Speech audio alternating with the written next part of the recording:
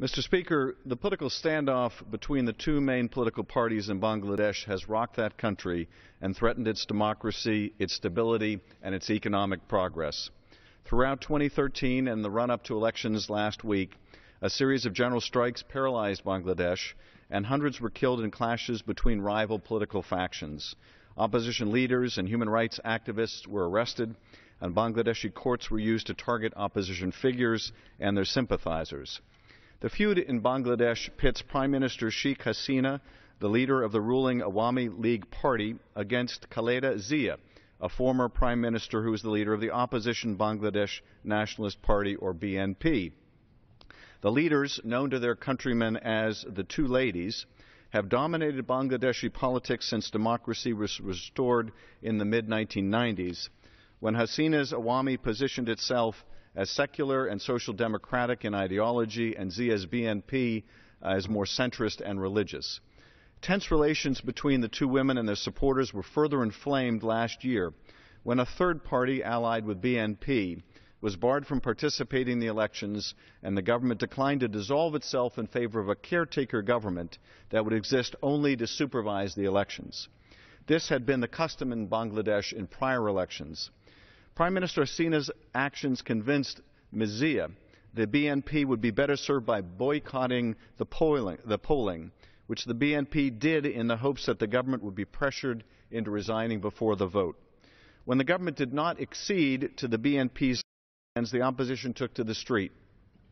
But the government held firm, and amid diminished voter turnout and widespread violence, Awami swept last week's vote, deepening the crisis. Born from a brutal civil war in 1971, Bangladesh has faced enormous challenges in its 43-year history: endemic poverty, one of the densest populations in the world, and unpredictable weather that both sustains and destroys the country's year-round agricultural production.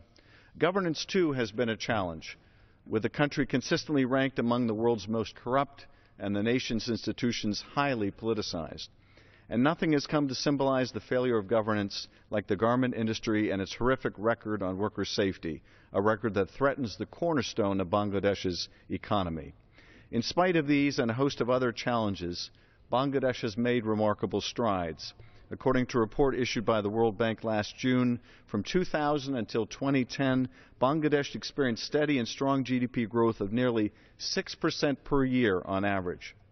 Even so, about a third of Bangladeshis live in poverty, and economic hardship is especially prevalent in the rural parts of the country. Given the country's history, its recent progress, and the hurdles remaining, if Bangladesh is to reach its goal of becoming a middle-income country by 2021, the question of governance is central and makes the political standoff that has gripped the country even more tragic and counterproductive.